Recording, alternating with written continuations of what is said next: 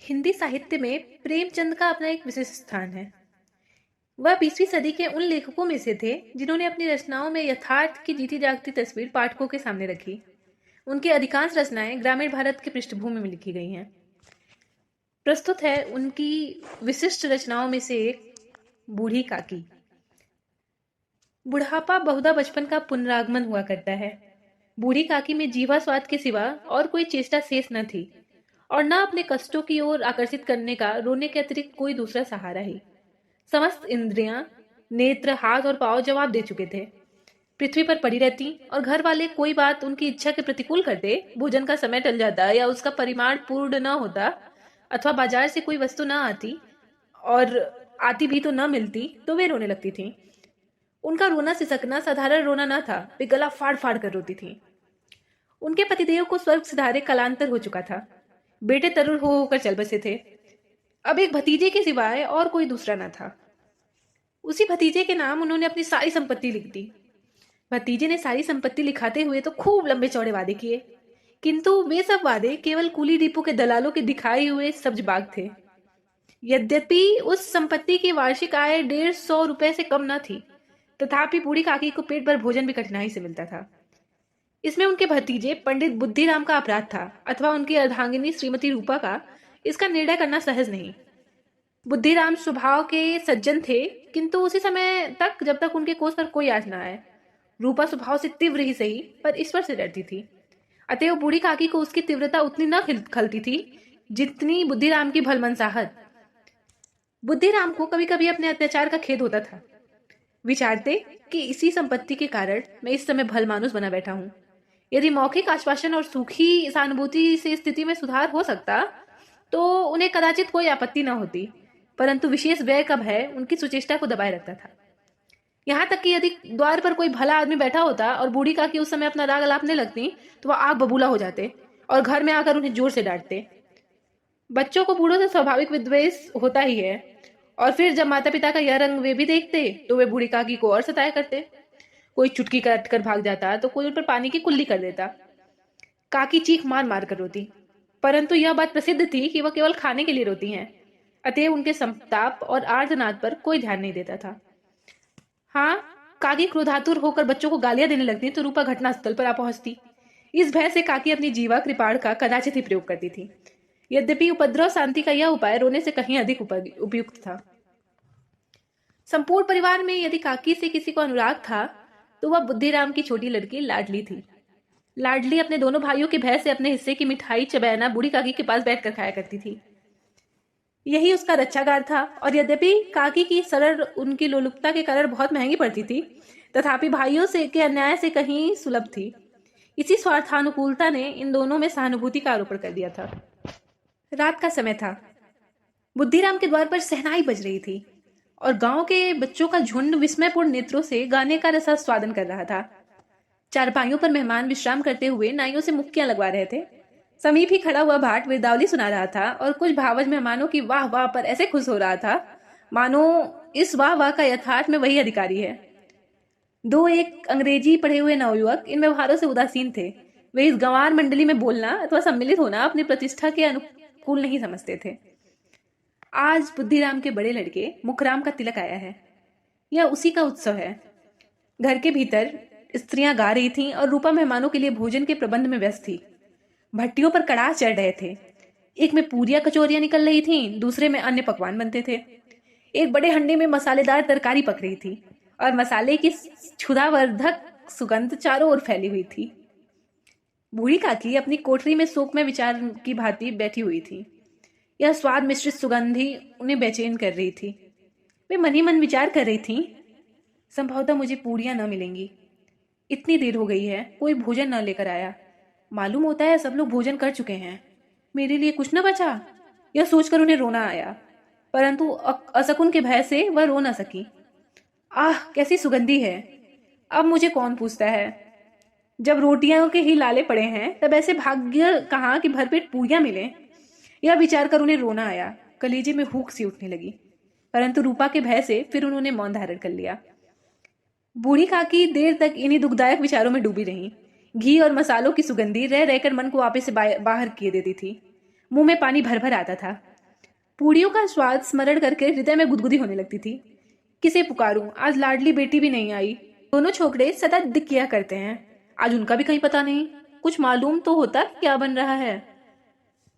बूढ़ी काकी की कल्पना में पूड़ियों की तस्वीर नाचने लगी। खूब लाल लाल फूली फूली नरम नरम होंगी। रूपा ने भली भांति भोजन किया होगा। कचौड़ियों में अजवाइन और इलायची की महक आ रही होगी। एक पूड़ी मिलती तो जरा हाथ में लेकर देखती। क्यों न चलकर कढ़ा के सामने ही बैठूं।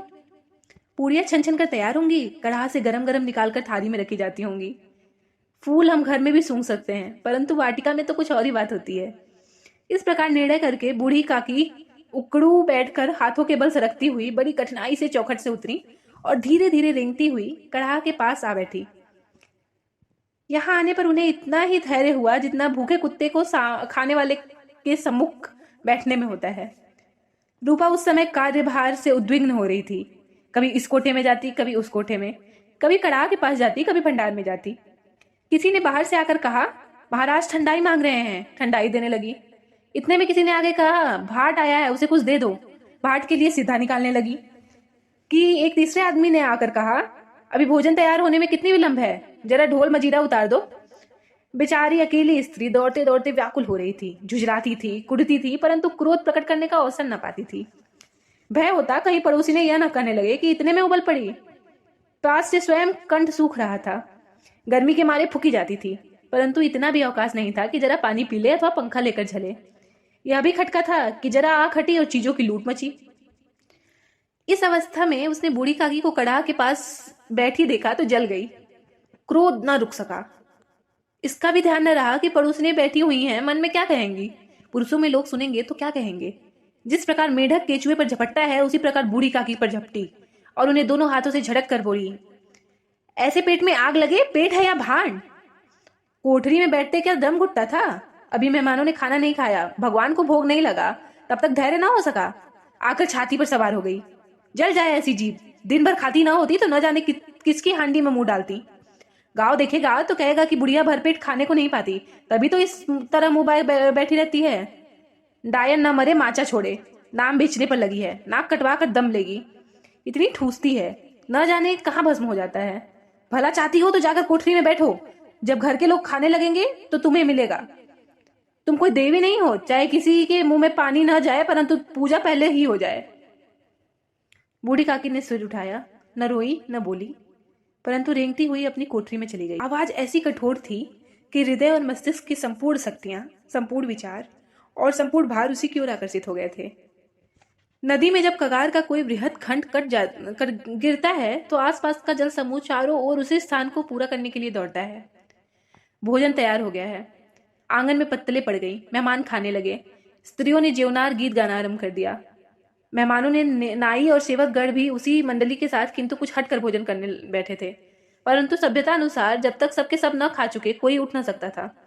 दो एक मेहमान जो कुछ पढ़े लिखे थे, सेवकों के दीर्घाहार पर झुलझुला रहे थे। वे इस बंधन को व्यर्थ और बेसिर पैर की बात समझते थे। बूढ़ी काकी अपनी कोठरी में जाकर पश्चाताप कर रही थी। मैं कहां से कहां गई। उन्हें रूपा पर क्रोध नहीं था, अपनी जल्दबाजी पर दुख था। उन्हें मालूम हुआ कि मुझे गाते देर हो गई है। क्या इतनी देर तक लोग भोजन ही कर रहे होंगे? किसी की आवाज नहीं सुनाई देती। अवश्य ही लोग खा पी कर चले गए, पर मुझे कोई बुलाने नहीं आया। रूपा चिढ़ गई है, क्या जाने ना बुलाए। सोचती होगी आप ही आवेंगी। वह कोई मेहमान तो है नहीं कि उन्हें बुलाऊं। बूढ़ी काकी चलने के लिए तैयार हुई, यह विश्वास कि 1 मिनट में पूड़ियां और मसालेदार तरकारी सामने आएंगी उनकी स्वादेंद्रियों को गुदगुदाने लगा।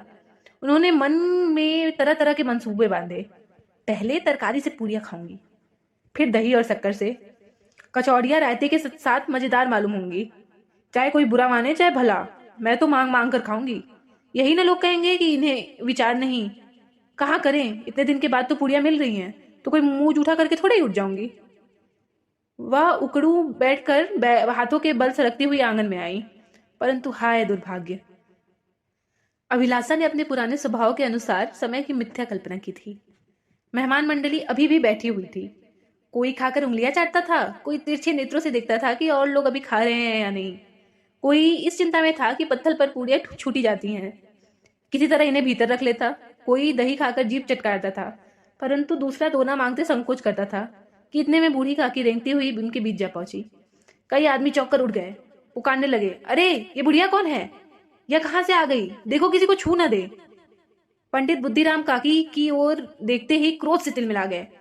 पूरियों का थाल लिए खड़े थे, थाल को जमीन पर पटक दिया, और जिस प्रकार निर्दयी महाजन अपने किसी बेईमान और भगोड़े कर्जदार को देखते ही झपट कर उनका टेटुआ पकड़ लेता है, उसी तरह लपक कर उन्होंने बूढ़ी काकी के दोनों हाथ पकड़े और घसीटते हुए ले जाकर अंधेरी कोठरी में धम्म से पटक दिया। आशा रूपी वाटिका लू के एक झोंके में नष्ट विनष्ट हो गई।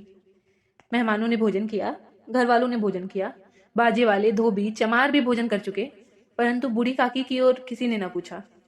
बुद्धिराम और रूपा दोनों ही बूढ़ी काकी को उनकी निर्लज्जता के लिए दंड देने का निश्चय कर चुके थे। उनके बुढ़ापे पर, दीनता पर, हतज्ञान पर किसी को करुणा न आई। अकेली लाडली उनके लिए कुढ़ रही थी। लाडली को काकी से अत्यंत प्रेम था। बेचारी भोली लड़की थी, बाल विनोद और चंचलता की उसमें गंध तक न थी। दोनों बार जब उसके माता पिता ने काकी को निर्दयता से घसीटा तो लाडली का हृदय ऐंठ कर रह गया। वह झुझला रही थी कि ये लोग काकी को क्यों बहुत सी पुड़िया नहीं दे देते। क्या सब मेहमान सबकी सब खा जाएंगे? और यदि काकी ने मेहमानों से पहले खा लिया तो क्या बिगड़ जाएगा? वह काकी के पास जाकर उन्हें धैर्य देना चाहती थी, परंतु माता के भय से न जाती थी। उसने अपने हिस्से की पूड़ियां बिल्कुल न खाई थी, अपने गुड़ियों की पिटारी में बंद कर रखी थी। उन पूड़ियों को काकी के पास ले जाना चाहती थी। उसका हृदय अधीर हो रहा था। बूढ़ी काकी मेरी बात सुनते ही उठ बैठेंगी, पूड़ियां देखकर कैसी प्रसन्न होंगी, मुझे खूब प्यार करेंगी। रात को 11 बज गए थे। रूपा आंगन में पड़ी सो रही थी। लाडली की आंखों में नींद न आती थी। काकी को पुड़िया खिलाने की खुशी उसे सोने न देती थी। उसने गुड़ियों की पिटारी सामने ही रखी थी। जब विश्वास हो गया कि अम्मा सो रही हैं, तो वह चुपके से उठी और विचारने लगी, कैसे चलूं? चारों ओर अंधेरा था, केवल चूल्हे में आग दमक रही थी और चूल्हे के पास एक कुत्ता लेटा हुआ था। लाडली की दृष्टि द्वार के सामने वाले नीम की ओर गई। उसे मालूम हुआ कि उस पर हनुमान जी बैठे हैं। उनकी पूंछ, उनकी गदा सब स्पष्ट दिखाई दे रही है। मारे भय के उसने आंखें बंद कर ली। इतने में कुत्ता उठ बैठा। लाडली को ढांढस हुआ। कई सोए हुए मनुष्यों के बदले एक भागता हुआ कुत्ता उसके लिए अधिक धैर्य का कारण हुआ। उसने पिटारी उठाई और बूढ़ी काकी की कोठरी की ओर चल दी। बूढ़ी काकी को केवल इतना स्मरण था कि किसी ने मेरे हाथ पकड़कर घसीटे, फिर ऐसा मालूम हुआ कि जैसे कोई पहाड़ पर उड़ाए लिए जाता है। उनके पैर बार बार पत्थरों से टकराए। तब किसी ने उन्हें पहाड़ पर से पटका। वे मूर्छित हो। जब वे सचेत हुई तो किसी की जरा से भी आहट न मिलती थी। समझी कि सब लोग खा पीकर सो गए। उसके साथ मेरी तकदीर भी सो गई। रात कैसे कटेगी? राम, क्या खाऊं? पेट में अग्नि धधक रही है। हाँ, किसी ने मेरी सुधि न ली। क्या मेरा पेट काटने से धन जुड़ जाएगा? इन लोगों को इतनी दया भी नहीं आती कि न जाने बुढ़िया कब मर जाए। उसका जी क्यों दुखावे? मैं पेट की रोटियां ही तो खाती हूँ कि कुछ और। इस पर भी यह हाल। मैं अंधी अपाहिज ठहरी, न कुछ सुनूं न बुझूं। यदि आंगन में चली गई तो क्या बुद्धिराम से इतना कहते ना बनता था कि काकी अभी लोग खा रहे हैं, फिर आना। मुझे घसीटा, पटका। उन्हीं पूड़ियों के लिए रूपा ने भी सबके सामने गालियां दी। उन्हीं पूड़ियों के लिए इतनी दुर्गति करने पर उनका कलेजा पत्थर का था कि जो न पसीजा। सबको खिलाया, मेरी बात तक न पूछी। जब तभी न दी तो अब क्या देंगे? यह विचार कर काकी निराशा में संतोष के साथ लेट गई। ग्लानी से गला भर भर आता था, पर वो मेहमानों के भय से न रोती थी। सहसा उनके कानों में आवाज आई, काकी उठो, मैं पूड़ियां लाई हूं। काकी ने लाडली की बोली पहचानी, चटपट उठ बैठी। दोनों हाथों से लाडली को टटोला और उसे गोद में बैठा लिया। लाडली ने पूड़ियां निकाल कर दी। काकी ने पूछा, क्या तुम्हारी अम्मा ने दी हैं? लाडली ने कहा, नहीं, ये मेरे हिस्से की हैं। काकी पूड़ियों पर टूट पड़ी।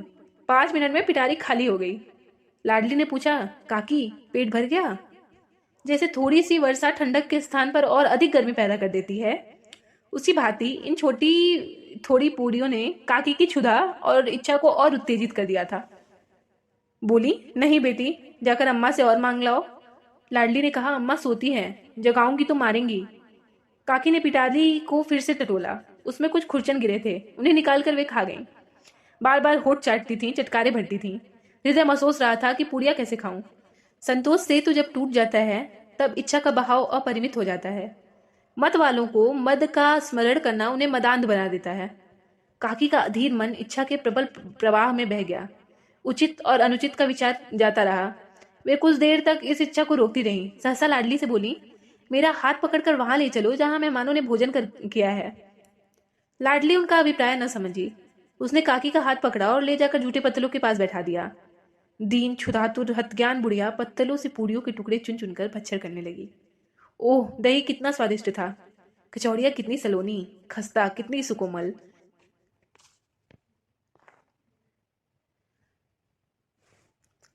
ठीक उसी समय रूपा की आंखें खुल गईं। उसे मालूम हुआ कि लाडली मेरे पास नहीं है। वह चौकी चारपाई के इधर उधर ताकने लगी और देखा कि कहीं नीचे तो नहीं गिर पड़ी।